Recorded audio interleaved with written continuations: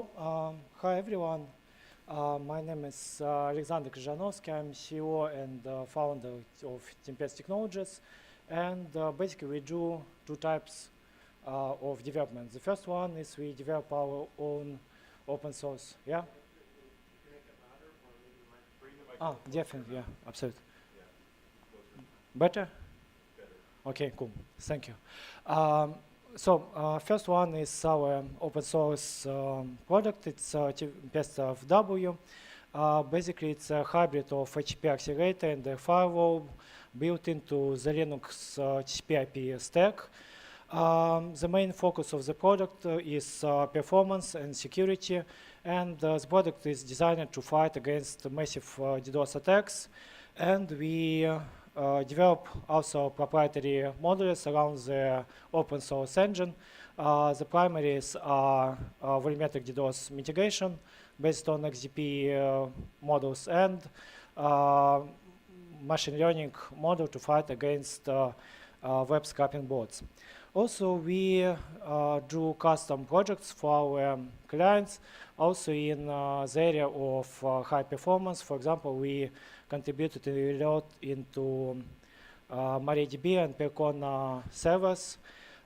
We develop NFS and S3 ultra-scalable storages in kernel bypass technologies, and WAFs and other security and networking stuff. In this talk, I'll be focusing on scalable and fast data structures. We face them in different areas. In Tempest W, in our projects for our clients. In Tempest W, since it's a HTTP accelerator, it works with web cache, and web cache is essentially in-memory database. So it's very important to have a scalable and fast web cache. Also for our clients, for example, for MariaDB, we did research for one of the problems with transaction handling hash table. I will talk about this problem in my slides. About Tempest W, most of this talk will be about our next version of index, which is still in proof of concept state. And there are many limitations and context about this web cache. The first is that it works in Linux TCP/IP stack, so it's software queue context. You cannot sleep, and you can work, and you must work very fast. Specific accuracy should be taken about tail latency. For example, if we consider that every 10,000 requests requires 2 to 3 seconds to complete. It could be, looks like very small problem. It's very rare condition. However, if you work on CDN and you have thousands of nodes, and each of the nodes processes 100,000 requests per second, it turns out that every second 10,000 of your clients may not see the hero images of your client websites. So it is crucial, but there are two conditions about tail latency. The first one is that it works on big numbers, so it appears on big numbers when you see a lot of traffic. And the second one is that usually it appears, and the most bad cases for tail latency occurs on very busy machines. When you experience the peak traffic, you get the tail latency.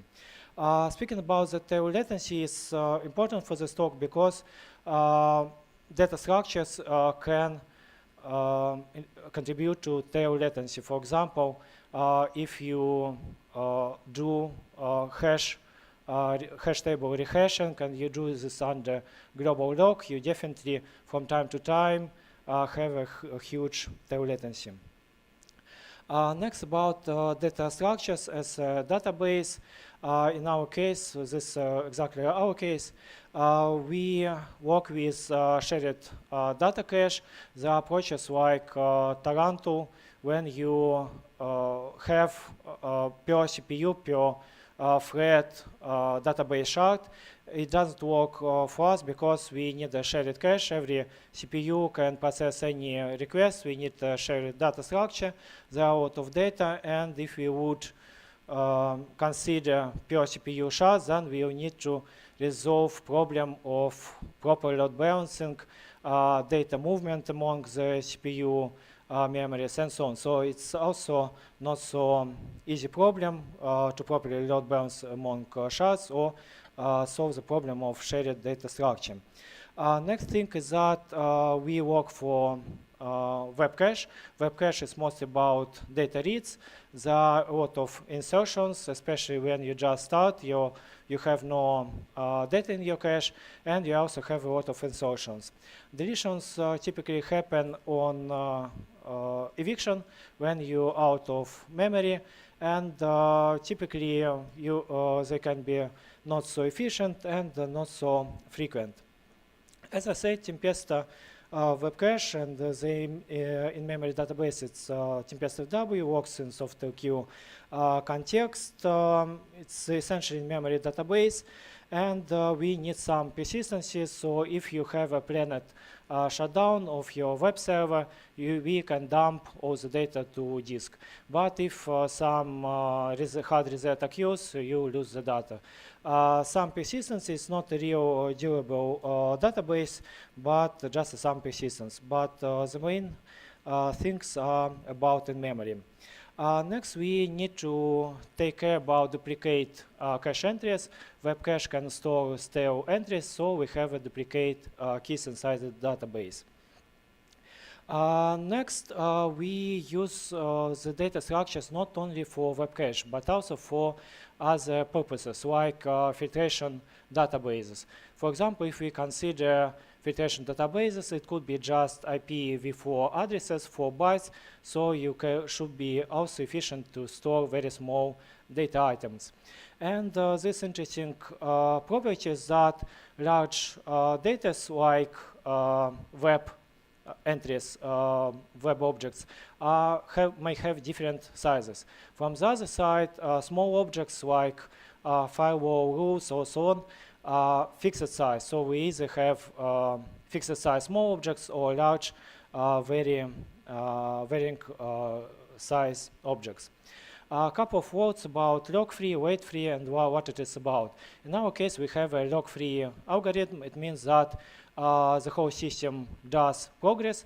However, some CPUs may struggle to make progress or do no progress for some time. With wait-free algorithms, every worker must do some progress. It's harder to implement. The most problem with log-free algorithms, it might be hard, for example, to read and insert into the database concurrently from different CPUs. But real problems begins with data freeing, when you need to free some data which might be observed by some of the readers.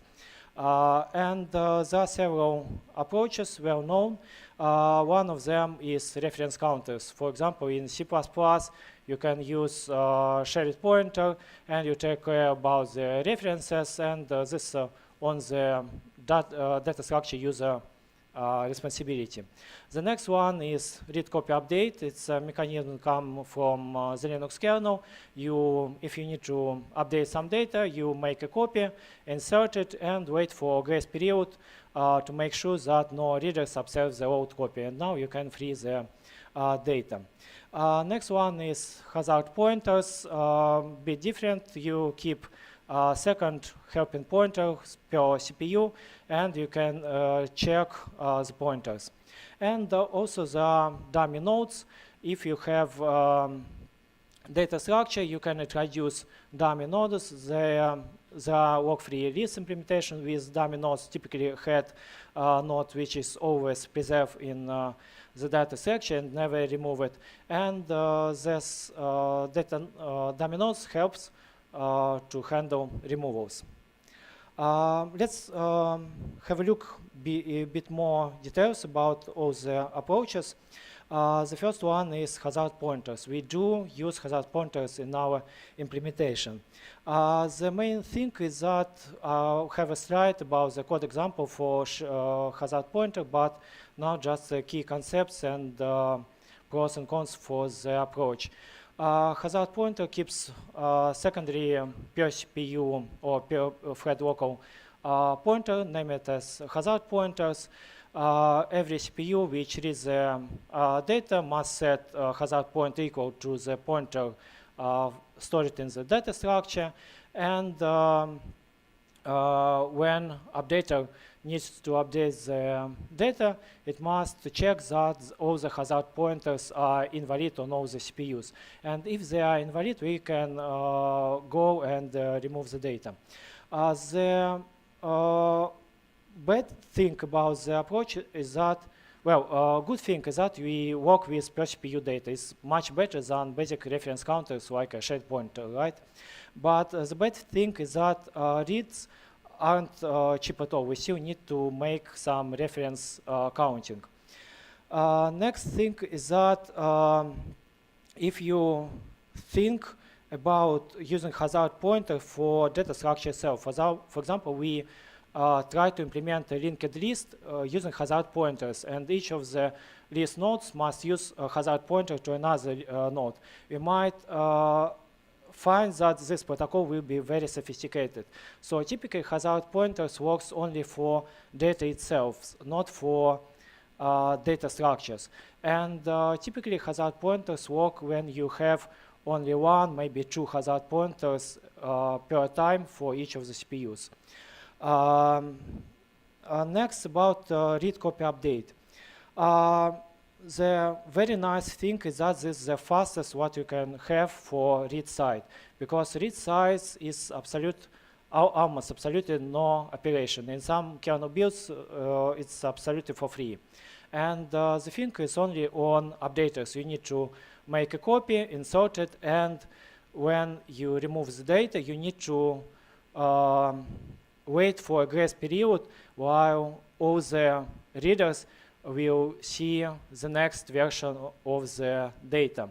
And probably on your Linux kernels, maybe last old Linux kernel builds, you might see a CU core, CU threads using a lot of CPUs.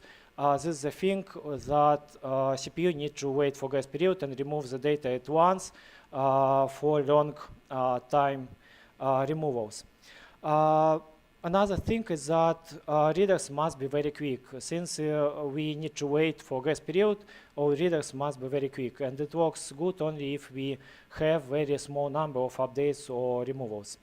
Next thing is per CPU reference counters. There are no public good documentation, but there's only implementation inside the kernel. And basic idea is that we keep reference counters for each CPU.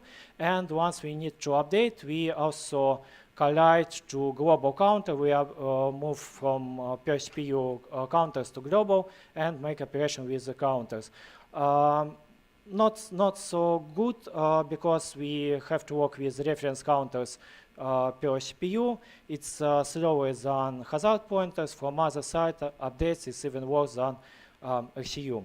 Anyway, there are a couple of good resources if you're interested in these approaches, pros and cons, and comparison with global reference counting. There are good talks with Paul McKinney and other authors, and paper which considers all the approaches. Next, move to data structures on their own. If we consider hash tables and trees, then hash tables are famous for fast point queries. So if you need to look for some particular key, they are blazingly fast, maybe the fastest data structure. However, typically, if you need to have a good hash table, you need to rehash your items. And rehashing, we still use some kind of rehashing in our data structure, but we try to get it at least scalable and as deterministic as possible. Trees from other side are good for range queries. For example, if you need to satisfy query, just like look all the keys with particular prefix. The trees are good. In hash table, you need to scan the whole hash table. However, trees typically need some rebalancing, also not so good operation, but it's probably more faster than for hash tables. The next data structure is trie, also known as prefix trie, partricia trie, radix trie, and does not need rebalancing, but it must either do some compression or reorganization. We choose that data structure and try to make it as fast as possible. Let's just stop a little bit more about binary trees. If we compare binary trees with a hash table, binary tree is almost impossible to implement with per node log or log-free. It's possible, there are still log, but it's very, very hard, and typically final results of the log aren't so performant. From the other side, hash tables are very easy to put log for each of the collision bucket, and it's easy to scale with hash tables. Hash tables typically much faster on multi-CPU. Next, about hash tables.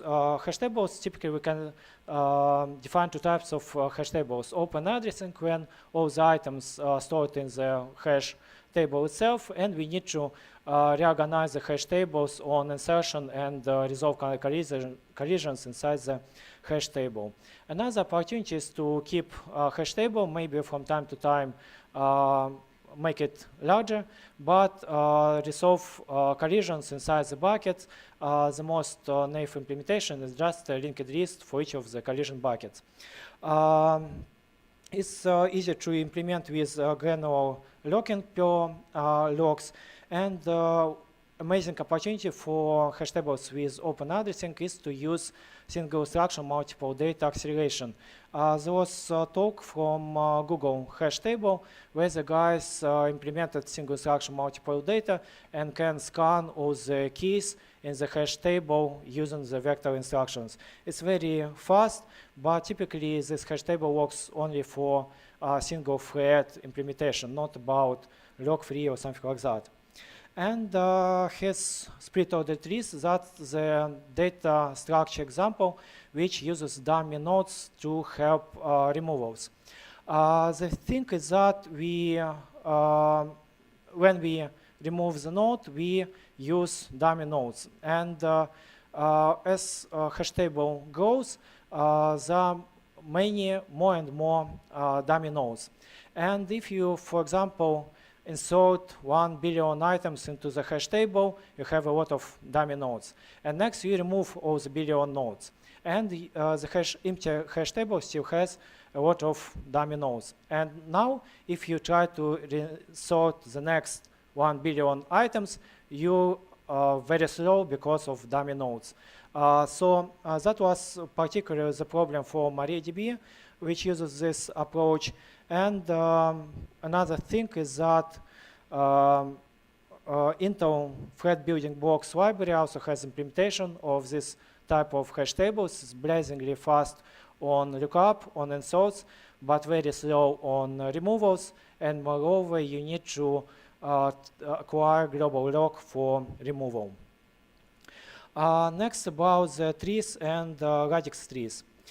Typically, we talk about two types of the trees. That could be prefix tree in case of string keys, or it could be radix tree in case of integer keys.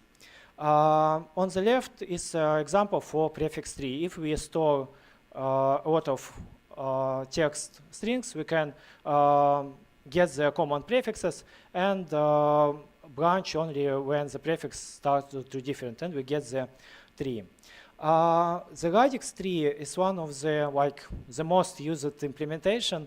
Is page table in CPUs and operating system. On the right, there's virtual address mapping to physical addresses, and we use 4 or 5 level radix tree to map virtual addresses to physical. And in this case, we just take, we split the virtual address by portions of 9 bits, and each 9 bits address branch inside the particular level. So each of the levels, for example, global directory is essentially a physical page. It has 512, it's an array of 512 addresses, physical, and 512 is exactly 2 in power of 9. So with index of 9 bits, we can resolve the particular level. The good thing about the radix tree is that it's constant height. No matter how many items do you store inside the tree, maybe 1, maybe 1 billion, but the height of the tree is constant, it's 4. It's an amazing property. Also, the algorithm just to take bits, resolve the address, is very easy. It's very easy to implement even in hardware. It's very scalable. It's easy to implement it log-free. Wonderful. The very big drawback of this data structure is that it's very memory hungry. Consider that we have only one virtual address, and we spent 4 system pages just for one address. Take one address with, think about it as a key, far from the first one, and you allocate 3 more pages to keep the mapping.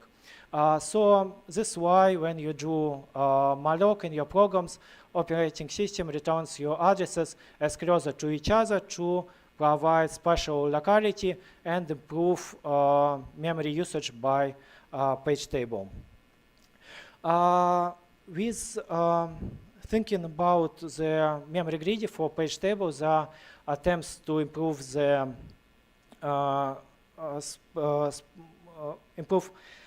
memory usage by the table. One of them is Judy arrays.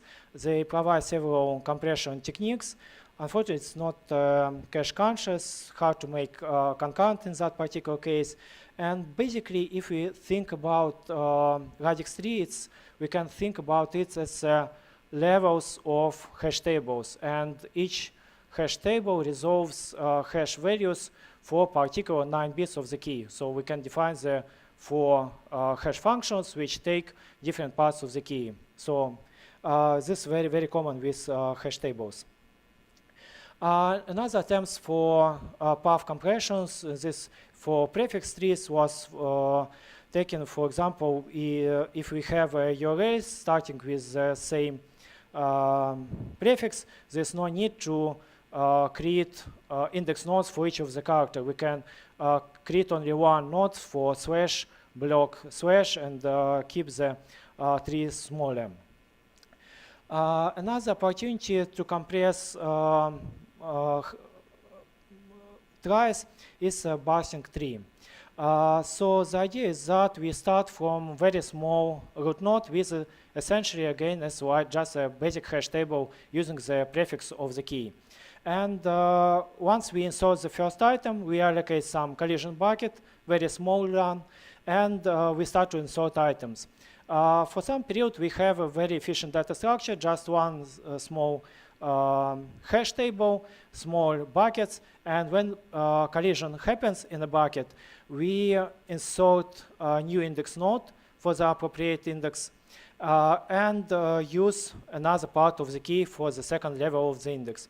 And now we reinsert all the bucket entries from the first bucket with the collision to the new buckets referenced by the new index node.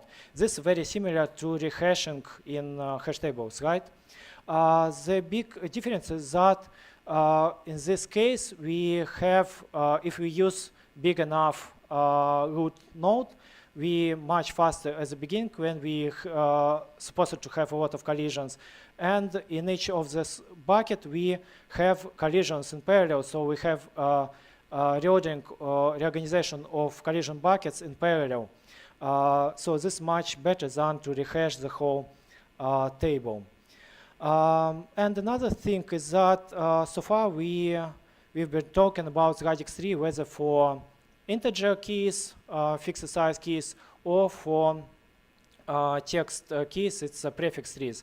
If we mix this trie structure with the hash table, so before insertion of text keys, we compute hash of the keys and use the trie, radix trie to keep the nodes. We move to hash array mapped trie, and this is what we actually do in our case. Next thing is that suppose we have a very efficient data structure. It's scalable. It can insert from 100 CPUs, 1,000 items in parallel. So far, so good. However, when you insert some data, you need to allocate the data items, right? And if you call the regular memory allocator, it definitely has some optimization, but you might stuck on memory allocation just to insert many data. So basically, when we talk about efficient insertion, especially efficient freeing, we should also consider efficient memory allocators. In our case, we intermix the data structure with memory allocation. We use a technique to compress pointers as a reference to such techniques. And we have several considerations about the spatial locality. For example, we do sequential access to page tables. If we consider index data structure, we for sure firstly access all the index nodes, and only after that we access the data nodes. So in this case, it makes sense to allocate and keep index nodes in one place and data nodes in another one to improve the cache locality and page cache in TLB. Also, if we in a collision bucket, it makes sense to store data as close to each other to scan the bucket as fast as possible. A good question could be, why do we keep index nodes separately? We know about intrusive lists, for example, in C++, in other languages, when you keep the index nodes and nodes of data structure with the resulting stored data. On the left is a scheme for elastic bouncy trees used by HA proxy, and this interesting data structure, which is hybrid of binary tree and linked list. Basically, it's a binary tree, unbalanced. It's also mixed with radix tree because each of the bit of the key is defines whether you go to the left or to the right inside the tree. So it's unbalanced. Nobody cares about balancing. And another nice property is that all the data is kept with index nodes. The thing is that in this picture we have a tree of 2 levels. So if you need a leaf, you need to make 2 cache access, cache line access. Since you keep data with index nodes, you definitely fetch different cache lines to access the last node. From other side, example is like B-tree or some data structure which is conscious about using CPU caches. And if we keep keys resolved on particular level of the tree fit into cache line, we might get wider tree and get a smaller number of traversals for the key. So the key idea is that if your data structure is small, it's more efficient to keep data with index. If you work with very large data structure, you should care about fast index lookups, and it makes sense to keep index separately. I talked about cache conscious. We target x86-64. Don't take the numbers too seriously. That's just some numbers to estimate the difference between the cache sizes, access times, and so on. But basically, the most important thing is that we operate with cache lines with size of 64 bytes. Also, there is TLB cache, which is only about 1,000 entries. So with TLB cache, you can address only about 4 megabytes of data. Also, there's NUMA, which is with the costly remote access, and also we work with system pages which are 4 kilobytes in size. Next, we already saw page table, and if we consider binary tree, the blue one, and if we need to traverse to the green leaf, and now we are going to resolve the leaf. We have a pointer to the leaf. But essentially, if you out of your TLB cache, out of your caches, you have very large binary tree like STD map. Then you might find that just to resolve one level of the tree, you need to traverse the whole page table. It means that the tree lives in another tree. So you have a multiplication, like every pointer requires going through another tree. So we should care about small height of the tree. Next thing about x86-64 is that this architecture with strong memory ordering. There was a nice talk on CPPCon about taking advantage of strong memory ordering in concurrent data structures. So you can design and rely on the particular hardware properties in designing your concurrent data structure. The thing is that basically this architecture is totally ordered, and only one case when you might see like unexpected results, right? For example, if we consider 2 CPUs, we have 2 memory locality X and Y, initialize to 0. We start, for example, we observe what's happened on CPU 1. We store 1 to memory X and read Y to register 1. If we observe 0 in register 1, it means that CPU 2 didn't do any progress, didn't store 1 to Y. And it means that CPU 2 will store the results later. And having this, after Y writing, CPU 2 will store result of X into register 2, which should have already 1. So expected to see either both of 0 or both locations on 1. But on this architecture, we might observe actually both of 0. So we also considered Intel transaction memory like several years ago, and the thing is that it could be very good to have, for example, binary tree and rebalance the tree inside the one hardware transaction. However, it wasn't possible because the transaction handling could work only with very simple transactions, and after finding some security issues, the technology is essentially dead. So there's no transaction memory. Some already said about cache-conscious data structure. TLB caches fit to one cache line, so far so good. There was a lot of research in cache-conscious data structures. There are several links to research papers, but in general, none of the research provide good log-free implementations. Next thing, partially already said about this, that you either have fixed size hash values, if in our case for web cache, or you have ordering. But the thing is that we can reuse the same data structure and just vary whether we store text keys with infinite length, and the tree can grow infinitely deep, or we store fixed size hash keys, but we don't have ordering. And the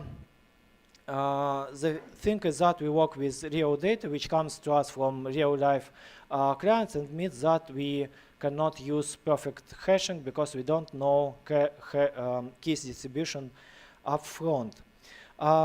Just to summarize what TempestaDB is, it's log-free, it's using bursting Hash Trie. We use embedded memory allocator for memory locality and log-free stuff. A map is used for persistency.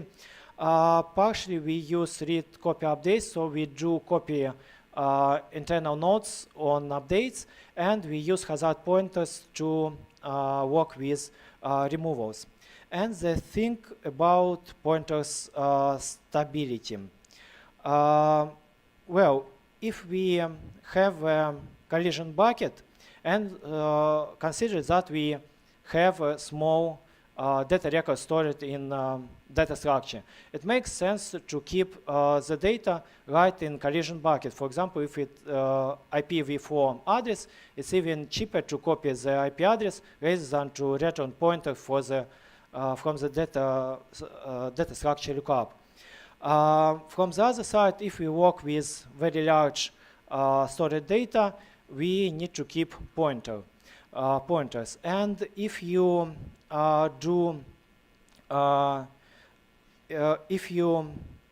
experience a collision inside the data structure, then you copy. You need to reorganize the bucket, copy bucket, and copy the data between the bucket. It means that if you would return pointer to the small record stored inside the bucket, and the data structure is going to be reorganized, the pointer can be invalid because the data items will be moved to another bucket. With pointer stability, we should we should consider two options: either to store small fixed size records and return them with copying, and we cannot work directly with the data. Or if we need to return pointers from data structure lookup, then we need to use indirection. So in collision bucket, we store only pointers and reorganize the pointers, but pointers are the same and point to the real data. A couple of words about the memory allocator. It's simple. We have 128 data shards. Each CPU works with local memory allocators. So we split the whole file to 2 MB extents, and each CPU for large data works with its local per CPU extent. For small records, we can share the same extent between the CPUs. Next, each CPU has basically 3 pointers. The first one is index pointer. It's a offset for the current page used to allocate index nodes. And another for data page, the system page used to allocate bucket and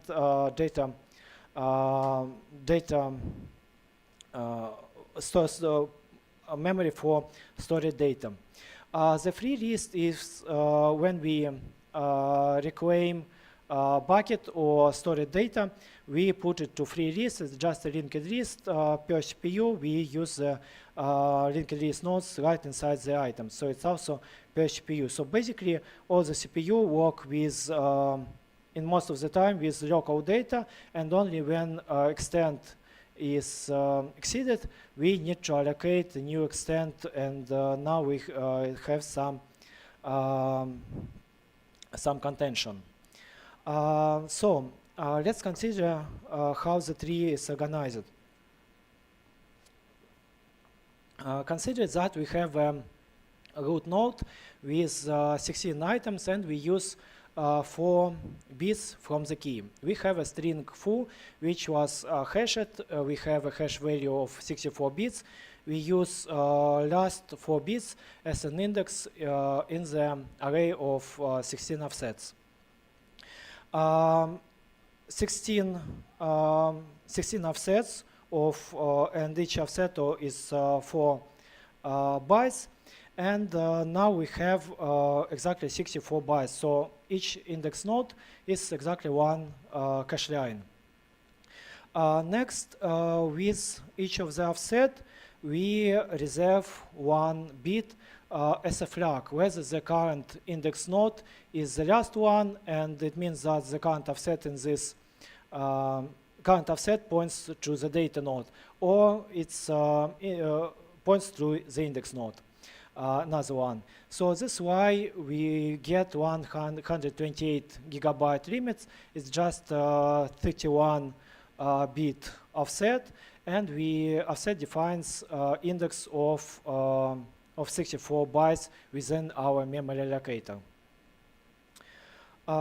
Yeah, one thing is that to improve insertion time, especially when we start, 16 slots definitely not enough. So if we have like 100 CPUs, we start to concurrently insert a lot of data, we have huge collisions, especially on hash function. So in our implementation, we are allowed to specify how many bits you use to resolve on the first level. Like it could be any multiplication of 4 bits, like 8, 12, 16, and more.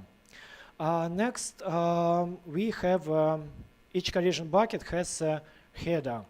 And with header, we maintain a bitmap of occupied collision slots. Each slot is described with 2 bits, and the bits are used not only for occupied or freed, but also for write in progress and remove in progress. The thing is that once we insert, imagine that you fetch large web objects from upstream, like maybe several gigabytes. You'll be writing the parts of the object into the cache during some period of time. So you need some flag to indicate that this object is in progress of writing. And the same with removal. We also have might have concurrent removals, so we use this flag also to handle concurrent removals and bucket reorganization. And next, when we fetch it, when we try to insert our key into the hash table, we allocate a new bucket. And within the bucket, we try to make atomic compare exchange on bitmap. Our architecture allows atomic bit operations, and we can acquire particular bits in lock-free manner. Next, when we have no data records in our tree. In our case, we descant in the tree. We have a look into the slot, which corresponds to the current part of hash value, and we start from creation a new bucket and write data into the bucket. So we have a current tree, and somewhere outside we build the data and bucket which we are going to insert. After that, we also do atomic compare exchange on index node and replace offset to the current bucket. If we, during compare exchange, find that somebody already written some offset to this index node, then it means that we have a collision. We remove the bucket and retry the operation. And this time we will observe the bucket where we can move to collision inside the bucket. Next, if we have a large data to insert, we basically do the same. We just allocate a new bucket, we allocate data, large data, write the data what we have at least, and try to insert the bucket into the tree. And if we fail in this collision, we don't need to free the whole data, but we free only the bucket. Next collision happened. We, for example, bucket can contain only 3 items, but we try to insert the 4th one. We experience collision, and in this case, we have a bad situation when the next 4 bits for the next index level also have a collision. So what we do? Inside the loop, we fail on our compare exchange on index. We allocate a new index node, we allocate a new bucket, and try to insert data from old bucket to the new buckets.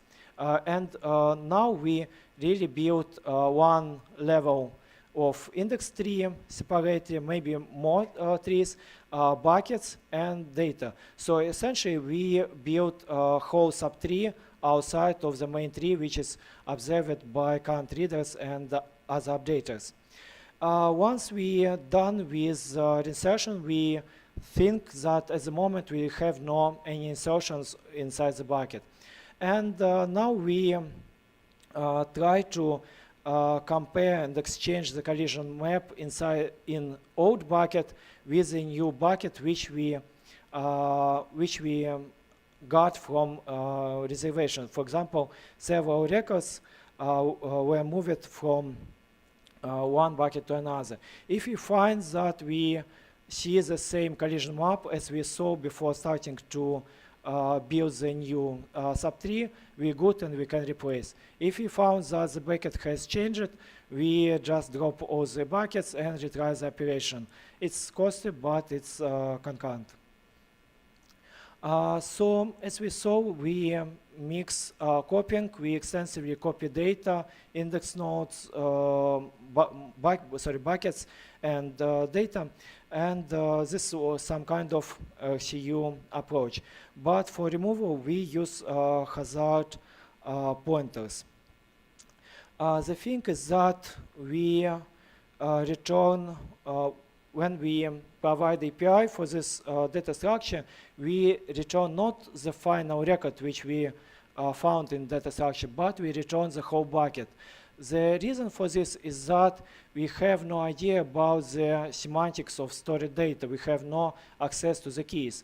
The user computed the hash value of the key, inserted the data, but the key is essentially a URL of the page host. It resides in the inside the stored item, and when we had a cache lookup, we have to observe all the collisions. For the same URL, we might have different versions of web page. That's why we need keys collision. So it means that during some time, user can traverse the bucket, and it means that we take hazard pointer for some time. We cannot use XCU. So we can just quickly scan the bucket and return the pointer. We need the bucket to traverse it for collision. One downside of this approach is that when we remove some data from the bucket, we need to copy the bucket and replace the old bucket with a new one. So if we experience out of memory, we started cache eviction thread, and now it requires some memory to free memory, right? So in this case, we need to preserve some percentage of memory for being able to allocate buckets. In this code sample, we have a hazard pointer implementation. In our case, we just have an offset for active bucket. It's offset. Not a pointer, but essentially this is just the same, looks like and smells like a hazard pointer. We descan the tree, get the bucket pointer. Next, we call the function tbh_try get bucket, which is essentially writes the per CPU hazard pointer with the bucket pointer. And next step, we compare the retrieved pointer with actual pointer stored in the current index tree. If they're equal, we return the bucket address. So we successfully established hazard pointer. If not, we repeat the operation, just a basic hazard pointer. On remove side, this just a pseudocode.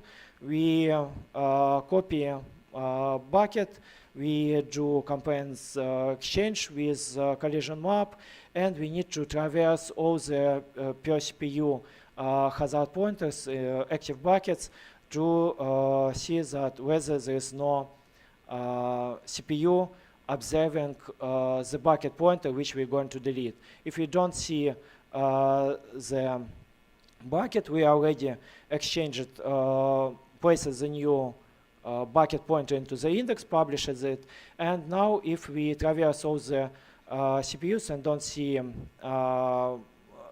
the same bucket pointer in hazard pointer, then we can make progress. So that's pretty all what I had. TeamPestFW is available in GitHub, and also the current development of the proof of concept in our separate repo is just proof of concept. And now I'm ready for your questions. So thank you.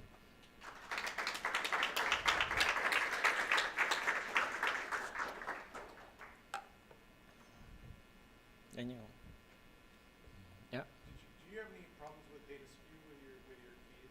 Like because a lot of it was URL paths, right? So I was wondering if that caused problems for your cache. Sorry, I didn't get. Data skew, like you have a whole bunch of keys that all have a very similar prefix. Yeah. And it's like a distortion in the distribution, making the tree try a little bit balanced. We use a hash function, so we don't use. Yeah, but basically in our current implementation we use very simple hash function, and moreover in any hash function it's not a cryptographic function, so we can find the right hash collision. And there are DDoS attacks that targeting like random URLs. So in this case we just rate limit for error codes from upstream. So we don't try to fight with attack on the cache, but we target 404 responses for rate limit from backend. So in our approach in DDoS mitigation, we care about upstream stress. It means like error pages, response time, and so on. We account the performance metrics, and we observe if backend in stress condition, then we can rate limit the users involving requests to the substream. So it's different level. Yeah. But thank you. That's quite interesting question about the hash securities. Yeah. Any more questions? Okay, then thank you so much.